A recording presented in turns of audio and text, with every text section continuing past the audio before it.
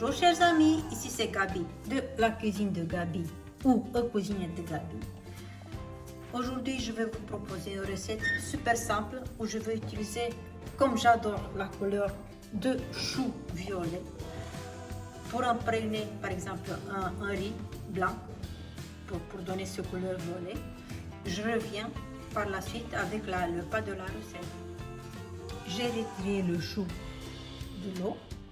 Et maintenant, je vais faire couper dans des petits morceaux le navet que j'ai enlevé la chair.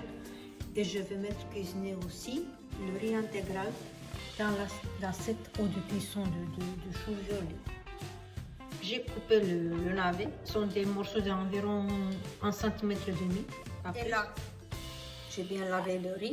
Je vais le rajouter dans l'eau de cuisson de navet, de chou violet. Alors,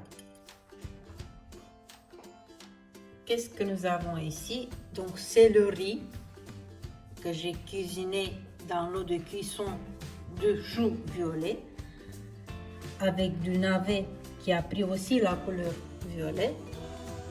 J'ai un oignon qui est violet aussi. J'ai le chou violet qui est déjà cuisiné. Ok.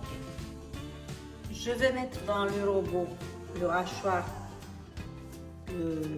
l'oignon violet, le chou, huile d'olive, un peu de sel pour le faire mixer.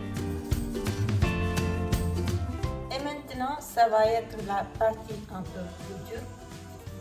J'ai des feuilles de filo que je vais faire remplir donc, avec cette composition-là.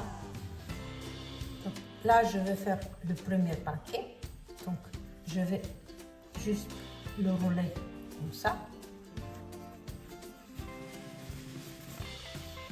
Voilà. Et je vais mettre le premier rouleau dans ce plat qui est rond. Donc je vais tenter de faire des ronds. Je vais faire le deuxième rouleau avec 2 feuilles parce que sinon c'est trop fin.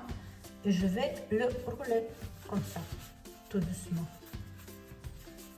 Je l'ai mis de l'autre côté du plat pour que je puisse faire à la fin des ronds. Et là, c'est le dernier rouleau que je vais faire. Et que je vais mettre ici au milieu des autres. Et là, je vais mettre au four pendant environ 50 minutes à 220 degrés. Là, je vais bouillir le soja pendant environ 5 minutes. Et là, c'est l'aspect final de la tarte.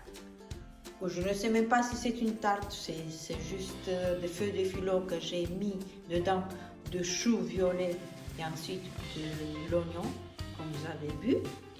Et ensuite, j'ai mis par-dessus du jus de tomate. Et pour donner un peu plus de croustillant et plus de protéines, j'ai fait bouillir le soja. Et ensuite, j'ai rajouté un fond de cuisson de cette tarte. Pour environ 10 minutes, j'ai rajouté le soja pour un aspect croustillant. Et n'oublions pas que le soja bio, c'est une source importante de phytoestrogène qui est très important pour les femmes qui ont un peu plus de 50 ans. Je vais vous parler un peu plus tard de ça parce que c'est un sujet très complexe.